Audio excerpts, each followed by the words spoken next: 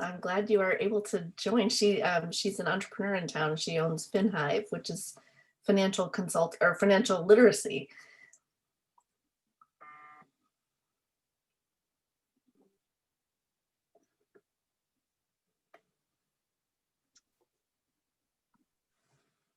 And I just started recording. So Oh, great. Thank you, Stella. That's done. On a 7-second delay.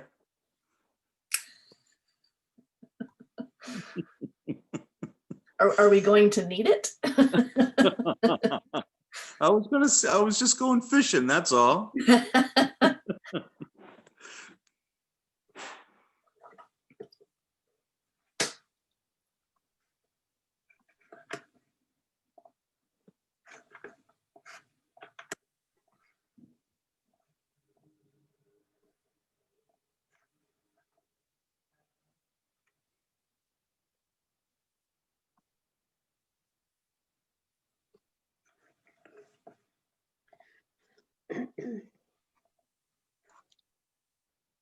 Anne Marie, it's nice to meet you after we spoke earlier this week. Oh, I know. It's so nice to see people instead of just talking to people on the phone. Yeah. I'm kind of tired of working from home and not interacting with people, except on, the phone or just sending emails or Microsoft Teams. Yeah. But I'm sure everyone's feeling that.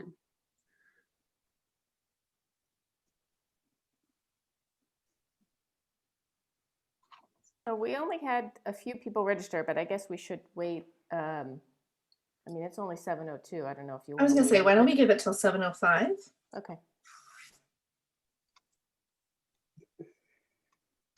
Because I know of at least one more person who was planning to join. So.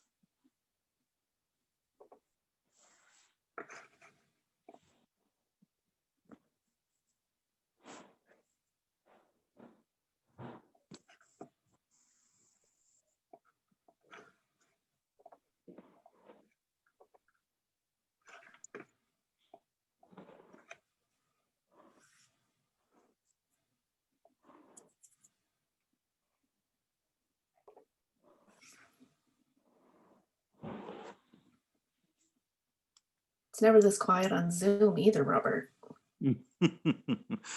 Once things will start, I know things will perk up here. Definitely. Have a pretty open concept, and so even though you're in rooms, it's not, you can only hide so much in this house. Well, I do have some good news to report. At least the recycling markets are starting to turn in the right direction, and the future, from what I've read about, there's a lot of demand for pulp and or paper. Hey. Yeah, sure. Okay. Go ahead. All right. Well, let's kick it off then. So welcome to those of you who have joined us. The first thing I'm going to ask is if you're joining as an attendee rather than a participant, if you'll mute yourself, please, and we will take questions in the chat, and we definitely have time at the end for a more open conversation as well. We've left some time for questions. So on behalf of the Chamber of Commerce, thank you to the Sustainability Task Force, which was appointed by the town manager to study these issues. We have tonight Stella Carr. She is the town's new sustainability director, and she joined us in the summer of 2020. Her background is in environmental sustainability and local government management. So it kind of marries everything we're going to talk about tonight. She's been helping to build out and strengthen the already strong sustainability efforts in Lexington since she began. Cindy Ahrens is here representing the LPS, the public schools green teams. She's been working on that for the past 5 years as a volunteer. And they have been involved in establishing composting, waste reduction, and improved recycling at all levels of the Lexington Public Schools. They've also been presenting and participating in a number of panel discussions like this over the last few years, promoting the concept of zero waste and some of the steps we can all take to get there. And Robert Bodwin is the Superintendent of Environmental Services for Lexington. He's been with the town for over 19 years. He's involved in introducing and promoting a number of waste reduction and diversion efforts, including greatly expanding the yard waste compost operations at the Hartwell facility and increasing opportunities for hard to recycle items, like he was just talking about with the paper, around town. Most recently, a pink bag textile recycling program. So thank you all very much for taking the time to teach us about this and to lead us through a conversation. I'm going to turn it over to Stella, who has the presentation for us. And I'm going to mute myself and listen avidly. Great, thank you for that introduction, Erin. Everyone can see my screen still? Okay, just making sure. So just to give you guys a brief overview of what we're going to be discussing tonight, I'm going to go into some brief detail about what the waste problem is that we're being faced with, both in Lexington and globally, what your business can do about it and what other types of businesses can do for the problem, and some state and Lexington specific waste reduction policies that are currently in action or that are in the pipeline, as well as the future of green business within Lexington. So when you think about throwing things away, it's important to realize there really isn't an away. You know, it goes somewhere, and what we do with that waste you know, isn't the only concern, but really preventing waste in the first place is the key. So when we are thinking about municipal solid waste, this is, you know, what the cities or towns create globally that contribute about 2 billion tons annually.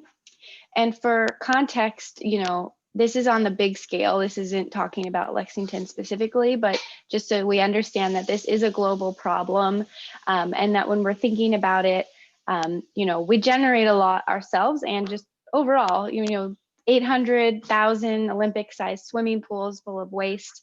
And, you know, the US produces more than the global on average. Massachusetts specifically, 5.7 million tons per year. And there's a lot of environmental, public health, and financial impacts, which we're going to touch on some of those today.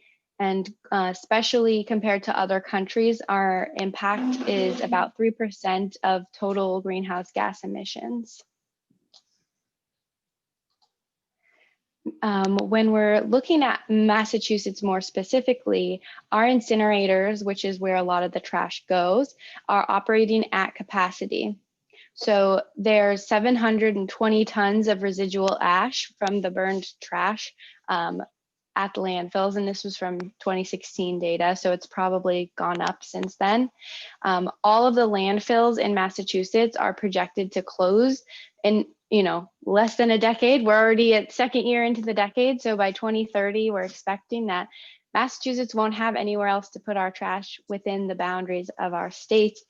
And this is a concern because a lot of the locations of the incinerators and landfills are in environmental justice communities. And that's important to be considering because it's in our poorer neighborhoods that host these, and there's more pollution in groundwater and air, the trucks that traffic in there, and that has health and environmental consequences for those parts of our community. The cost as well of municipal waste and waste overall is increasing. And this graph here is for all residences and not businesses, but within Lexington specifically. And we're seeing that this trend is probably similar within the business commercial waste industry as well. The costs, as I mentioned, are rising because there's more expensive transportation and disposal now that we're having to go out of state and China isn't buying as much of our recyclables. There's lower oil prices. And so the market for recycled plastic is still small because it's cheaper to make new plastics. And it's expensive to recycle plastic on the flip side. So there are a few buyers for recycled material, and instead of absorbing those costs, haulers are passing that through down to the towns and cities and charging for contamination. So when things aren't properly sorted, there are negative consequences for that. And this graph here is showing for commercial waste. The three largest segments of it, as you can see, are organic or food waste, recyclables and cardboard, specifically paper, and recyclables in plastics are large contributors. So that's what the makeup of most of the waste from commercial businesses that goes to the incinerator in North Andover. And that's where Lexington sends its residential, municipal, and public school trash. And that cardboard is valuable. And so since there is a lot being produced from businesses and residents alike, businesses that have larger quantities could be contacting their haulers and perhaps getting dedicated cardboard baling systems, which would help lower your trash and recycling costs. And if you talk to neighboring businesses about prioritizing this, you could team up on this type of an effort. Now I'm going to pass it over to Cindy. Yes, thanks, Stella. So when we talk about, this is a common way to look at zero waste. And when people think of zero waste, we're not going to be able to get our waste to zero, but there's many, many ways that we can reduce it. And so what we want to think about first is rethinking what we're doing, reducing or reusing some of what we have. The next level down, the recycle, compost, material recovery, that's sort of like identifying what's in our waste that has value, that can be turned into something else, and let's do that with it. And then whatever, whatever ideally smaller part of that is left to dispose. So I'm going to jump right into, we have a few categories for different types of businesses about where the opportunities are to reduce waste. Some of the great things, we're going to start with food service, but some of the great things is that you can reduce your waste and save money. We know right now in the food service industry, there's a lot of takeout happening, right? Because of the pandemic. And there's some great efforts out there to get people to basically skip the stuff. And so what businesses can do, instead of automatically just putting those napkins and utensils and ketchup packets or soy sauce packets into the takeout, you can change your process and ask customers if they want it, because often right now, if everyone's just going back home, they're not going to need any of that extra stuff. It's going to save you money, and it's going to reduce waste overall. More towards the future, some food establishments that have eat-in, maybe not so much right now during the pandemic, but future thinking, there's lots of ways that you can reduce your waste by moving to reusables. Maybe you already an establishment already has a dishwasher, and it's just the idea of some really low investment that can save you a lot each year. This one example here, so there's an organization called Rethink Disposables. They do a lot of consulting and helping businesses figure out how they can save money, and it really does pay off. So the next thing, Stella had mentioned this before, one of the largest categories of waste is food waste. And this is a number, 40%, it's a big number. 40% of the food we produce in the US goes uneaten. And that's just a huge waste of resources. Now, if you look at the bottom diagram there, obviously there's many different sort of places in the sort of in the cycle of producing the food to consuming the food where waste or food can be lost.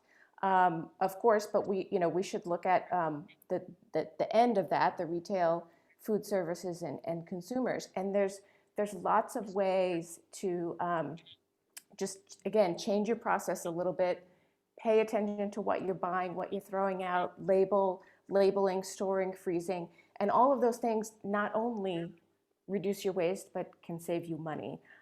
We want to point out here, there's a couple of other new things coming up, like this app called Too Good To Go. I'm not sure, I think there's a number of places in the Boston area that are using this. So it's basically, bigger restaurants might do this, where if they have leftovers or they're getting towards the end of the day and they still have stuff, they can advertise it for a reduced cost. And so instead of throwing it out, they can still make some money on that food that they created, and it doesn't go to waste. And then there's organizations like FoodLink is based in Arlington, and they're basically sort of like the middleman of people who have good edible food and places like food pantries or other organizations that can get it to people that will eat it. And so that's a great way to reduce your waste. At the very end, the next thing I'm going to jump into is whatever's left, don't put it in the trash. That still even has value. We want to compost it. And so we'll talk about that a little bit. I keep bringing up this idea that some waste has value. So food waste has a lot of value in it. There's a lot of nutrients in it. And when we turn food waste into compost, it helps fortify the soil such that it helps crop yields. It reduces money and chemicals in the form of pesticides and fertilizers that farmers won't have to use, and it actually helps, like fortifying the soil actually helps even remove some carbon for the atmosphere. So it's this great cycle that we need to pay attention to. So how can it happen in Lexington? As Erin mentioned, my group actually, and also in partnership with Robert at Environmental Services, there's compost happening in all of the schools. Of course, not now because we don't have a lot of students in the schools right now, but that expanded to residents paying for curbside compost pickup with this company called Black Earth. We have over 1,000 residents now, and basically you don't have to think about it. All you have to do is put it in the bin, put it on the curb, and they'll take care of everything.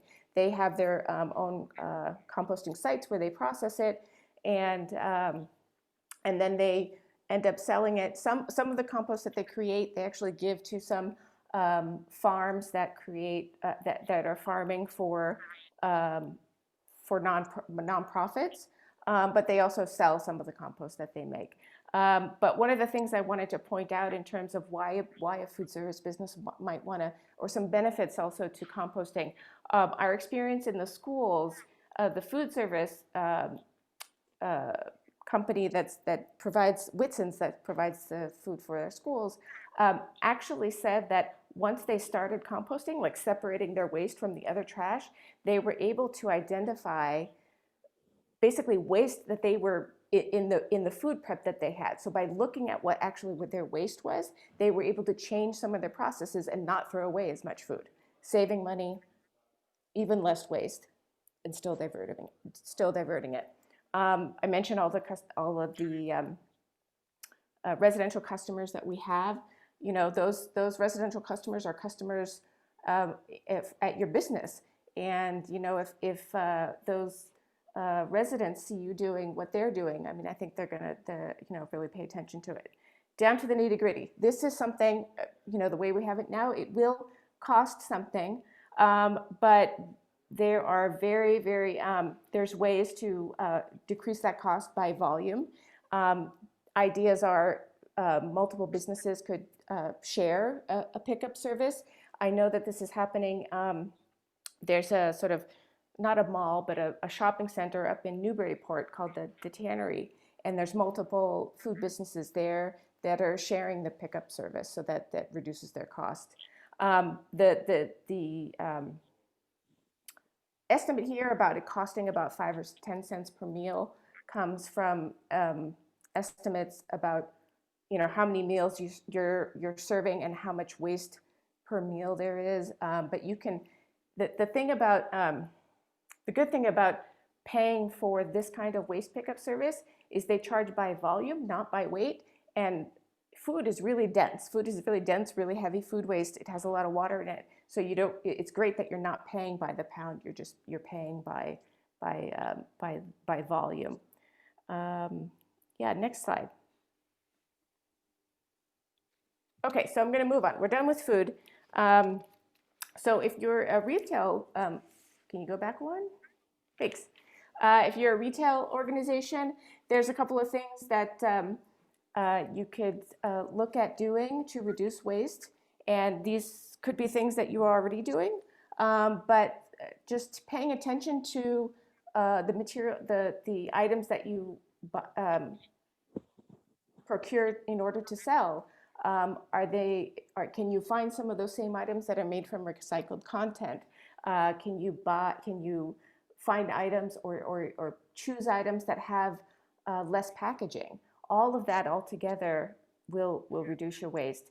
One other thing that I want to say is just again think about have the mindset of like how much waste is here and what's really of value that I want my customer to have, that's going to make my customer happy and come back, and focus on that and not on how many things it's wrapped in. So we would just like to say, you know, think about that, and maybe much like the Skip the Stuff, you know, campaign for food services, think about, well, if they're already buying something that's kind of a bag, maybe they don't need it in a bag as well, or just change your process where you don't automatically do it, but maybe ask the customer, do you need a bag? Would you like a bag? Just again, these are not like, you probably as a business owner, you have other ideas that we don't even know about, but it's just sort of like changing your mindset. Next slide, please. So there's food. We've covered food. We've covered retail, and then there's, you know, office, just general office space, or other services, hair salons, those types of things. So again, it's some of it is similar in terms of just reviewing your practices and seeing ways you can cut down stuff. We're talking with Erin earlier, and she mentioned that, you know, the Chamber of Commerce office is a paper-free office, so they don't print anything. Well, you don't have to, you know, go cold turkey, but just think about the things that you print, or any other process, and sort of say, okay, let's take a step and dial it back. You'll save money, and you'll be generating less waste. A little sidebar here about, again, I'm going back to food waste and composting.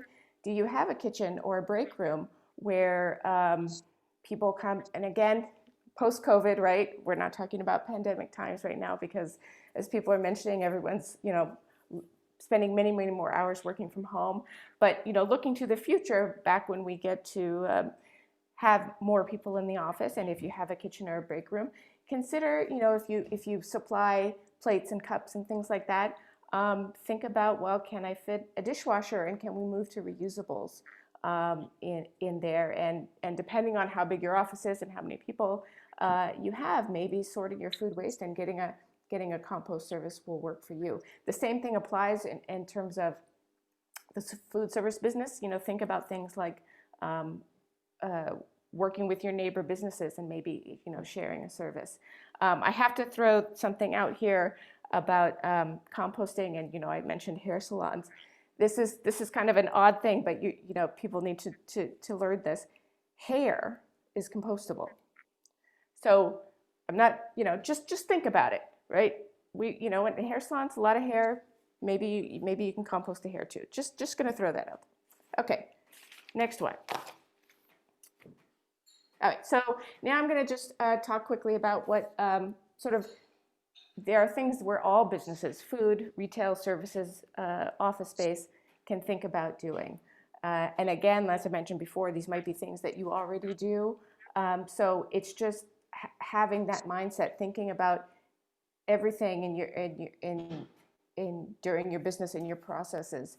How can you maybe roll back the waste? Bulk purchasing, if you have the place to store whatever you need, if you purchase it in larger quantities, again, will save you money, on a unit cost, and usually has less packaging. Again, I'm going to mention looking out for things like recycled content, because that, as Stella mentioned earlier about the tough time of recycling markets, the more we buy recycled things with recycled content, it would generate a bigger market for recycling. One last thing that's really going to save money as well, just before making new purchases, just think about it. Is this something that you can repair? Is this something that you can use another way? And I imagine, as individuals, we recommend people doing this, shopping secondhand or thrift stores or garage sales. But even, I imagine that just like there's lots of lists where people are like, oh, I'm looking for this, I'm looking for that, or I have this to give away. Rather than throwing it away, if it's still useful but not useful for you anymore, maybe you can find a way where businesses can share things with each other rather than buying new. So all of those things will reduce waste. And then one more comment about recycling. Stella mentioned this earlier. Cardboard has lots of value. So there's now, as a business, you may actually, it may be your building manager or property manager that handles it. So maybe start up a conversation with them if you notice, between your business or neighboring businesses, that there's a lot of cardboard and it's ending up in the trash dumpster rather than the recycling dumpster. Just bring up that conversation, because it has value. And if the handlers or the people who end up recycling all of this, if they get more stuff of value, your overall costs are going to go down. I got to give a plug for recyclesmartma.org. We tell all of our residents about it. Robert has plastered it on all of the town, communications in terms of trash and recycling. It's a great resource to figure out what can be put in, hollered, picked up recycled bins. Straws and utensils aren't recyclable. There are things that don't have a value and can't be sorted economically or reasonably. So avoid wish cycling. What is wish cycling? Wish cycling is really wishing that something would be, putting something in the bin because you really wished it would be recycled, but that's not going to make it true and only causes more problems. So look at Recycle Smart MA, learn what's recyclable, and then, as I mentioned before, talk to your property manager or your building manager. If they don't have enough or large enough recycling containers, receptacles, to make sure that they make that available to you. There's there's two last parts here, things that you wouldn't go into a hauler's recycling bin, but they do have value and they can be recycled, depending on what kind of, again, business you're in. Old linens or some sort of material, apparel, shoes, those can be recycled, so they shouldn't go into the trash. Within the town here, we have bins from Bay State Textiles. They're at all of the schools. They're at Hartwell. And then you may notice some of the other organizations, a lot of churches, I think, in town have some of them, not necessarily through Bay State Textile, but anyway, they're organizations that will take them and recycle them. A last FYI, plastic film. So what drink packages are wrapped in, or paper towel packages are wrapped in, or those kinds of things, bread bags and things like that, they cannot and actually cause great problems for recycling facilities. They cannot go into traditional recycling bins. They can be recycled though.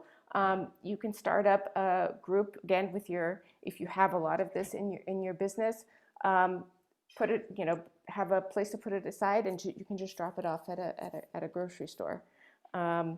Keep it out of the trash, keep it out of the recycling that will cause problems, and keep it out of the trash.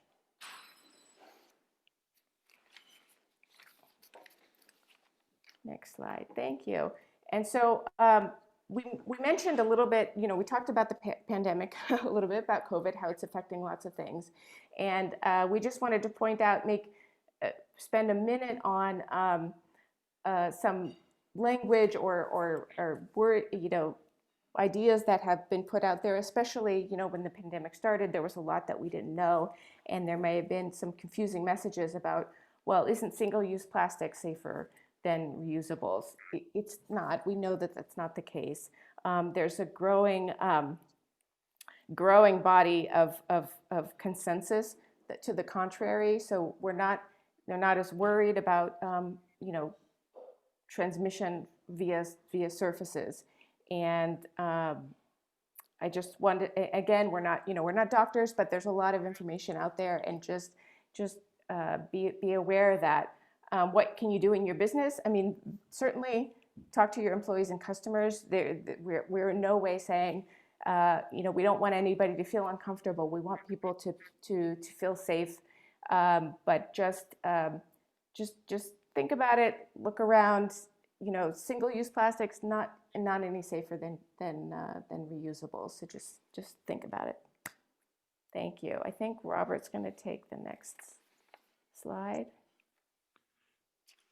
Well, thank you very much. One of the things I just wanted to mention while I was listening to the presentation earlier, when Stella mentioned that there is no away, I think probably the most salient example that we see today that is getting a lot of notice is plastics in the oceans, because it's unbelievable how much waste makes its way into oceans, and we're finding there's a lot of creativity going on how we can capture that material and even make recycled content product out of that. What we use in Massachusetts from the Massachusetts Department of Environmental Protection is that about 22 years ago, they started to put bans on items.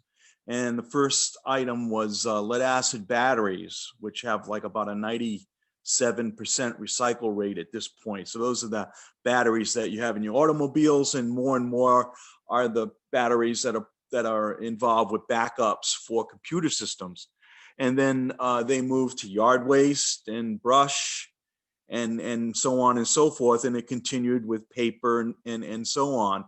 So one of the new materials that the state is looking on putting a ban is actually mattresses, which is kind of another talk for another time. But those kind of large, bulky items, furniture, carpet, and those kind of items, the state in their most recent ban, probably about over a decade now, was on cathode ray tubes or TVs and computer monitors because of the lead in the screens.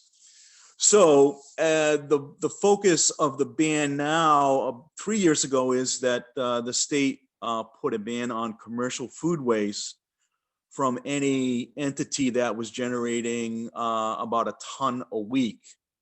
What they are planning to do with the new master plan is to increase that to a half a ton a week. So that will start having repercussions on businesses, food establishments that might put them in a category where they're going to be required to divert that waste. Another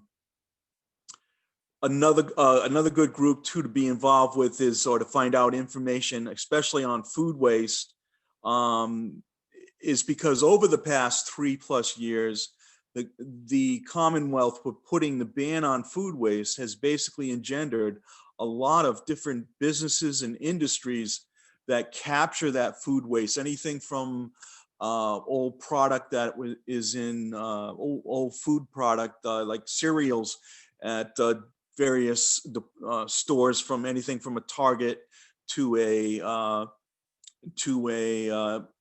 just the grocery stores. So these entities or these businesses take the food in its packaging and are able to basically process it and separate the wood from, separate the food waste from the packaging. So the breakdown here, as far as the assistance by the DEP, one of the ideas that I have always, it's kind of hard to believe that I've been here for almost 20 years, but one of the things that I'd always thought about, in the sense that working with businesses, probably one of the most important projects that we've had, and it really has evolved, is Discovery Day that we have every year, which we haven't had. And we've been able to do zero waste events where we'll have, 5,000 to 10,000 people come to these events, and we're generating less than 10 bags of trash. And we're actually recovering the organics and the recyclables. And that has been a very successful event, not only to the town, but it's been a great way to promote recycling in the community. RecycleWorks is a nonprofit group that basically can provides information and works to establish food diversion and food organics recovery in the Commonwealth. So there are a wealth of information on that link. Next slide. The DEP has continued to offer funding, and one of the thoughts is as the food waste ban becomes a bit more prolific, in the sense that it's looking for, it will be now impacting vendors that generate only a half a ton a week. So that should increase the number of restaurants and food vendors that are going to that generate this material. So one of the thoughts was, I think at one of our meetings, and was, how could we try to find some technical assistance to maybe see how big of an issue in Lexington that is, and try to get some grant funds to maybe do a pilot project, or to work with a number of vendors who, where we could maybe get some assistance to get a cardboard compactor or toters that could be used for businesses to collect their food waste. So there are recycling business development grants that we can maybe at the next stage, as we go forward, the next funding will be over the basically proposals will be due in late May, early June, and we might be able to texture, based on some of the information that we're collecting from the survey that Stella has put together, and other information. There might be a way in which we can just get a better understanding of how we could target specific businesses in Lexington to help them and provide assistance on being able to divert waste. Hey, Robert, can I throw in a plug for the micro grant? Oh, yes, So, yes. so this, I just want to let everybody know that I mentioned before, we work with the public schools, and the Lexington Public Schools food service provider is a business in and of itself. It's they're called Whitson's. We actually helped Whitson's apply for a micro grant so that they could basically replace. They had all of their fruit and cookies and muffins were wrapped in individual plastic bags, and we were able to work with them and help them get this grant so they can replace that with basically, display thingies that had covers that basically, protected the food, but got rid of the single-use waste.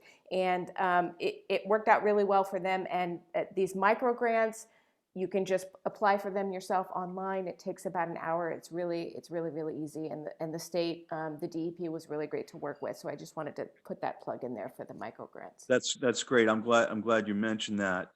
because the state does have these. They are trying to provide assistance in promoting. As probably many of you know, that it's been really tough times for recycling, not only with the closure of the Chinese, the Asian market, but also the contamination issue has become much more. So the value of the product, such as paper and cardboard and the other materials, has been reduced, and the cost to process it have increased. So in the past, a ton of recyclables would be worth about $150 a ton, and it would cost between $20 and $30 to process it.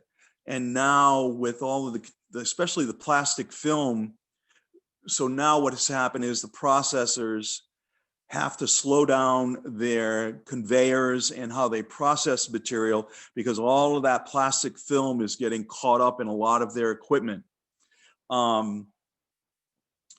So contaminants have become much more of a problem, and the facilities are trying to process it in a faster way, but they basically can't because of the slowdown of the conveyors. So I think there's going to be a lot of new different technologies. We're starting to see artificial intelligence and robotics being able to pick on a conveyor line 2.5 times of faster than a human, than a person sorting. And that's a really tough job also, that exposes the workers to a lot of risks. So what's really interesting too is that with the AI, the robotics can learn from day to day on how to become a more proficient collector. So I think we're probably still a little ways from that, but that's probably going to be the next big jump in materials management. Okay, so we know a bit more about the DEP grants, and again, if you have any questions, don't hesitate to reach out to me. Each year, one of the first things that we utilize to divert waste, and it's had a lot to do with everything with the green team, was for the town, because the resident is paying for that green cart that you see.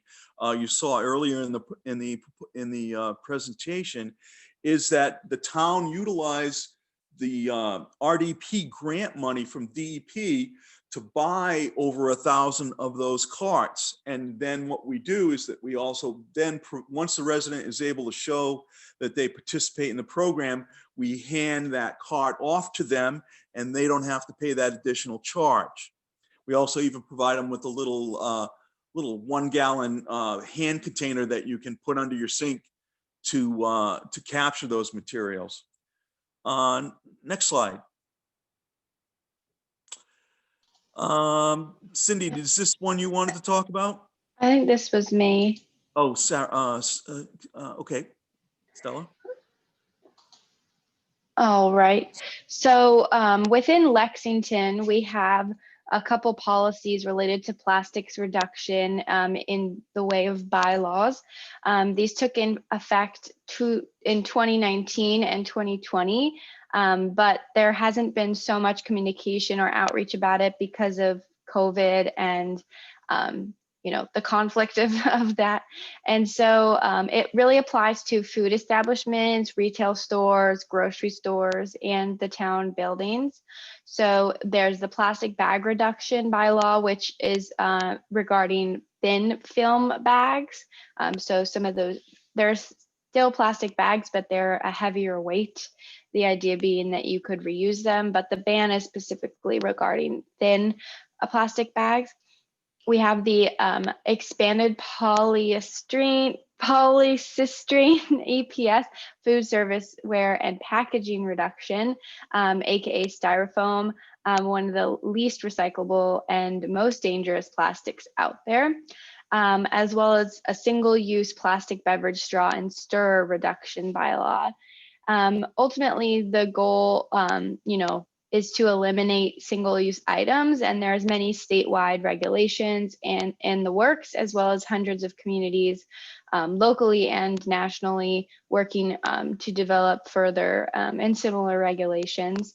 But the big takeaway is that, you know, making a big effort to reduce the need for and circulation of these single-use items is the goal, policy in place or not. Speaking of which, you know, rethinking how we use items is a key to changing the type of waste that we produce. So I wanted to introduce the idea, if you're not familiar with already, circular economy, which is an alternative to the traditional, more linear economy of making something, using it, and disposing of that, which has led to this massive waste problem. And this model of a circular economy is one in which we keep resources in use for as long as possible, meaning that we're going to extract the maximum value from them whilst in a usable condition, and then recover and regenerate products and materials at the end of each service life. Moving towards a more circular economy could deliver benefits like reducing environmental pressures, improving security of the supply of raw materials, because there'll be hopefully less of a demand, increasing competitiveness, as well as stimulating innovation and boosting economic growth and creating jobs, as there would be new markets needed for the repurposing and reprocessing of these materials, and sort of rethinking the model. There's a lot of great companies out there that have really begun to take action on this. I would suggest, if you're curious about it, looking into Loop, as well as TerraCycle and some others to learn more about this rising direction of waste and business in general. Thinking beyond, you know, the tangible environmental impact of the garbage, the waste itself, there are environmental impacts in the way of emissions. These externalities are associated with the supply chain, and they have a negative effect on the environment as emissions, and that waste can begin earlier in the life cycle and supply chain all the way until the burning and disposal of the waste itself. For example, when we're thinking of waste reduction, we do not want to only be thinking about what we sell and what the waste that occurs within our stores or our restaurants, but beyond, you know, once the consumer leaves, as well as prior to the goods even arriving at your shops in Lexington. You can try to address these aspects of supply chain and life cycle costs of your goods and services by choosing sustainable suppliers, so reducing the amount of packaging that the goods are arriving to your store. If the suppliers offer that, it's worth giving them a conversation or choosing one that does offer that if yours doesn't, as well as minimizing delivery days and consolidating. Think about how Amazon offers your Amazon Day, knowing that they have a lot of deliveries to make to your home. As much as you can consolidate what is arriving or leaving your store, that has a great impact. And really exploring what other options your suppliers or business partners might have to rethink your model and encompass more green goods and products that you're serving or selling, as well as what you're buying and using within your business, if it's an office or a different type of organization. And encouraging your customers at your businesses to shop local, go even further and incorporate local or regional suppliers of products. I know that there's some examples of that in Lexington, serving and selling goods that are made within, New England or Massachusetts, and the more that we can do that, the better. And making sure that you as a business owner are encouraging that. Speaking of which, I am working right now with the Economic Development Department and Sustainable Lexington Committee to develop a green business certification program. There's many examples of this in other communities across the country, and I'm working to figure out what the right recipe of success would be for this type of program for Lexington. It would be a program to recognize businesses that are dedicated to sustainability, and locally owned, and promote businesses that volunteer to operate in a more environmentally responsible manner through sustainable actions. So if you're interested in participating, then I would invite you to help us out by taking the survey that I've put together, and it's in its draft stage, as we want to develop it in a way that will be most beneficial to the business community in finding out, what language works and what speaks to you all, and how we can work together to create this program and have the most impact and benefit for Lexington. And lastly, events like this, specifically tailored for the business community, but related to sustainability, we hope to continue in partnership with the town and the chamber and other local business groups. And so if there are any specific topics which you're interested in learning more about, please let myself or Erin know, and we will do our best to try to coordinate something on that matter to share with you all. But with that, if there are any questions, I'd be happy to take them now, or feel free. It's my email address. You can send me any questions or concerns that you might have. I'll drop the survey link in this chat for those of you attending. And then the presentation, as well as a recording, should be available soon on the website. And I think Erin's going to post that to her website as well. So share it with your friends, pass the information along so that more people can learn all the great information there is to share about waste reduction for businesses. Thanks. Can I say one more thing, Stella? This is Cindy. I want to, and for those of people who are there, if anything sort of stuck out to you, but you're not really sure about how to go about it, and you still have questions, as Stella said, just reach out to us, because we're happy to sort of try and problem solve with you, or figure out how you can reduce your waste. Thanks. I want to really thank you guys for putting all of this together. It's great information.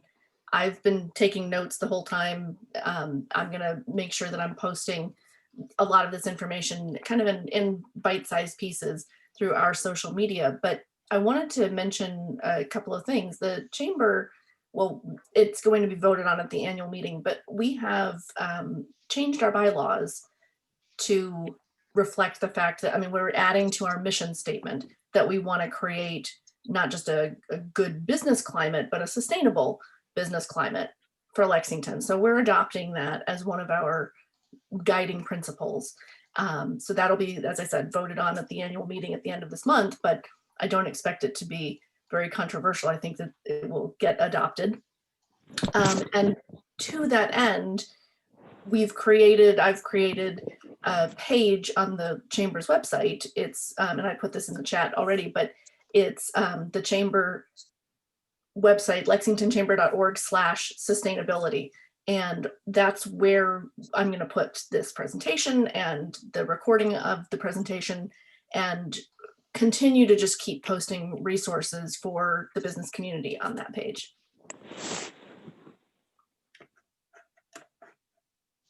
So this is the part, Sumit, Anne Marie, and Jerry, where you get to join in and tell us what questions you have. Oh, I loved it. I think that this is great information, lots of data. I obviously love data.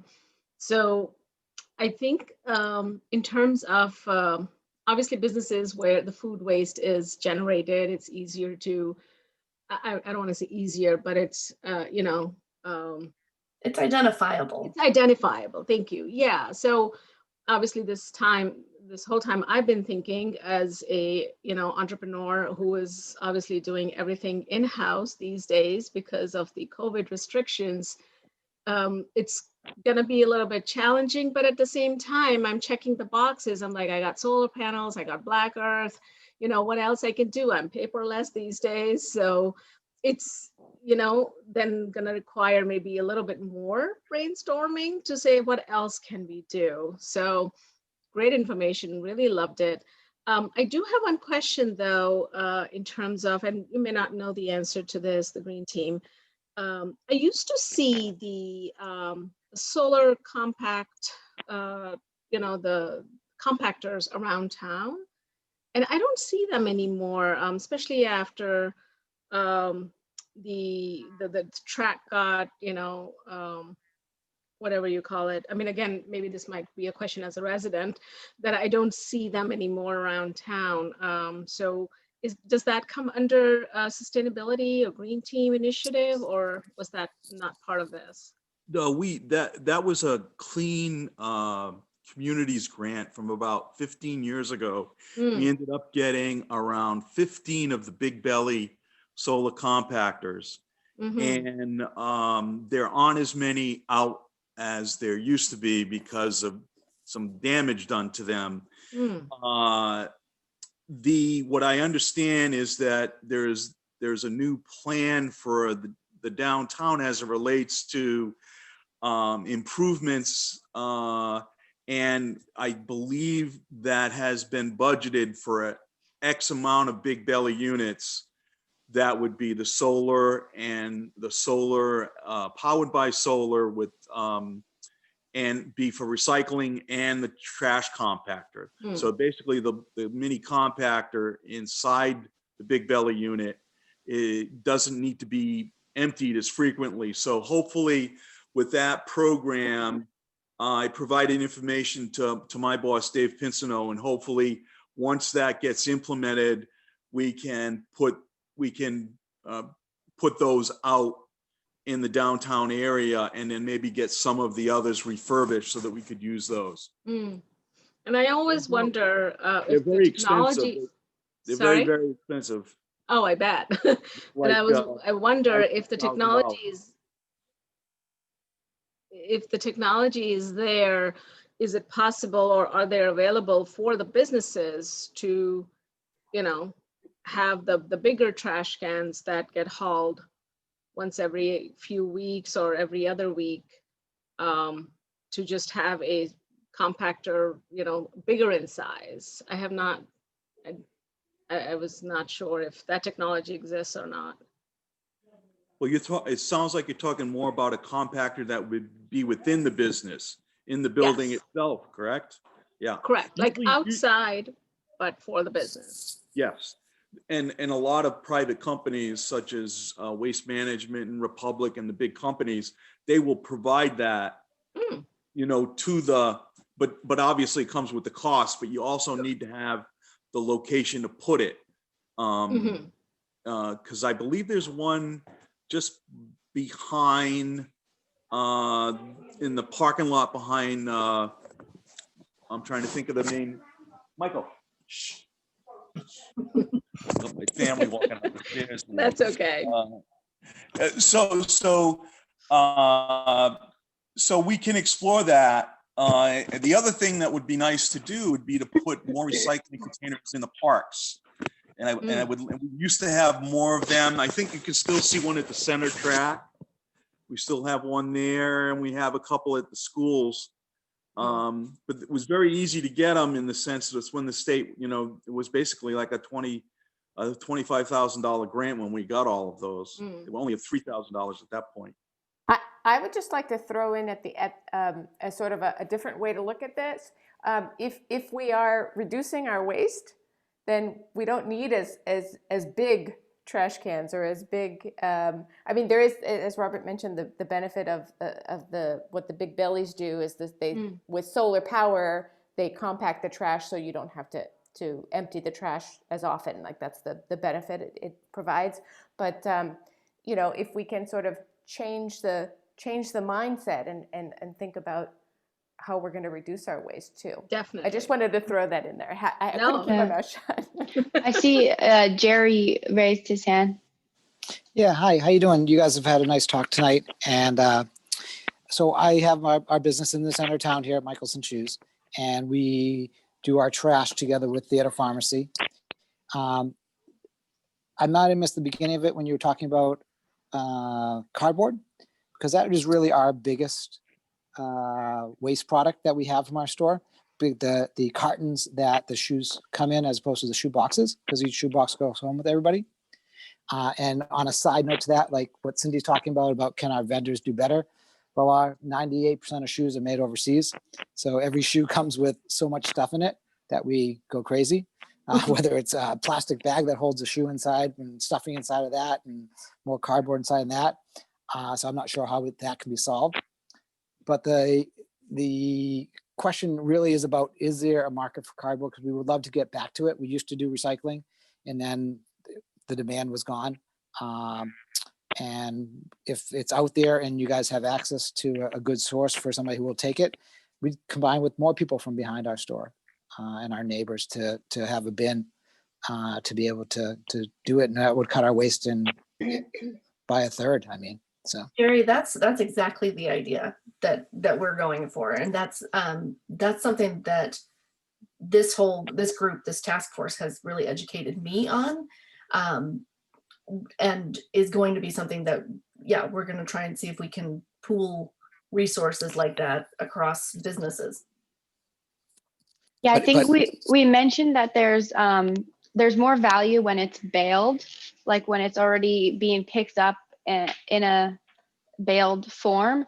And so I think, was it Cindy mentioning at our last chat about like there's like shared baling systems that some like strip malls and stuff have used? Yeah, there are some locations that do have that, and we did. Robert actually brought it up in another meeting as well, because we were thinking about at one point perhaps doing it at the high school, because the high school, because of the food service, the main cafeteria is there, and there's a lot of cardboard that goes along with the food service. But I think, yeah, definitely, Jerry, thanks for bringing that up. I think between Robert and Stella and us and Aaron, we should definitely, get some information and start a conversation and see if that's something that we can get done.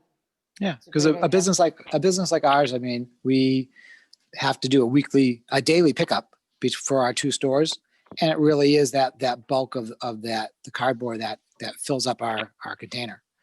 And we would go to maybe once a week probably if we can get rid of that. And if the town was doing something with the schools, we'd be happy to kind of piggyback along whatever town was doing, and it'd be great. And we're not the only ones. I mean, so. Yeah, Right. would you mind letting us know who your hauler is for your? We're with Wellesley Trucking. Okay, great. And you got to figure, if you're looking at numbers, we're at $395 per month, I think, for a daily And they pickup. pick up every day? Yeah, Wow. I think that's what the number is. I could be wrong. I'm pretty sure that's this store, not my Needham store, because we have the same hauler for our Needham store. And what size? Sorry, this is great information. What size are they picking up? Or is it a dumpster, a mini dumpster? Or how- It's a dumpster that's behind Theater Pharmacy, so it's about that big. Okay. It has a container, has a cover on top. And Jeff Lyons is also has been a good. He's on the center committee, and he's a property manager for the building of Eagle Bank and Rancatories and that one. And he's done a good combination with those folks for the stuff that you see in the alley behind Eagle Bank. And he would have some good numbers, and he would be a good partner in the conversation. And Sharon Spalding would be a great partner in the conversation because they probably are doing wonders for their tenants. So. Right. So yeah, again, I appreciate the talk that you guys have given, and there's some good stuff that I think the chamber and the retail association can work with, and hopefully we can get Discovery Day going again, and and recreate what Robert was talking about for another year. So. Any other questions?